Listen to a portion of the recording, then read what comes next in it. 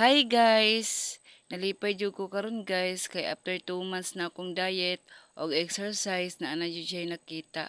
Akong dating pantalon napit lang sa kuha karon perti na siyang luaga. Nagdesisyon man gud ko guys na mag-diet jud ko kay dako na jud kaayo ko tan-awon. Ang akong gihimo guys ni sali jud ko sa group na IP or intermittent fasting or low carbs. Kanang low carb guys, daghan kag bawal ana tamis, soft drinks o kanon og depende sa mga high carbs na ginakaon nimo. Ako lang ginakaon guys mga sudan pero depende lang po na sa pagluto kay syempre naabay mas na dili pwede sa atong ginahimo na fasting. Ga fasting food ko guys, akong ginahimo na fasting umad. Kumbaga guys, ang umad kay one day a meal. Pero kung mag-umad ka guys, dili po ka mo kanon nagkanon, dapat low carbs lang gihapon para dali ka mo lose weight. Antos jud nako ang dili pagkaon sa rice guys, masking ganahan jud ko rice kay dili ba ako mabuhi og walay rice pero giantos nako kay ganahan ko sa resulta karon kay nabawasan jud kog dako-dako. Ganahan pug ko og low carbs guys kay imong tiyan jud una mo kuyos.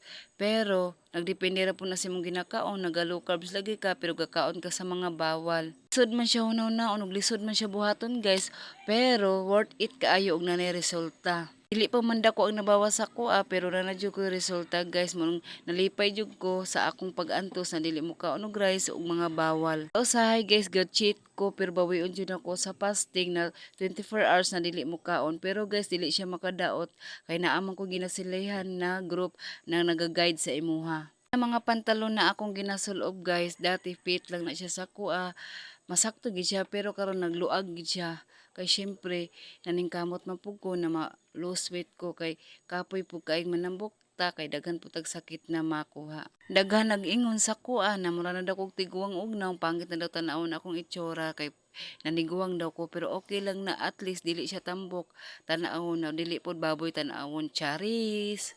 Akong ginahimo guys og dili ko mukaon gainom lang kog tubig perminti tapos gainom kog kape na walay asukar. Depende sa inyo kung butangan nyo gamay na asin. Ako kay dili na ko ginabutang og asin. Dili pud pwede butangan og asukar. Naningkamot inton ko sa akong sarili guys na magpapayat kay dili na ko gusto inatong lawasa. Kay dati guys dako jud kaayo kong babae 91 kilos pero karon ako jung gi-adjust akong sarili na dili jud pwede na mo balik to dati.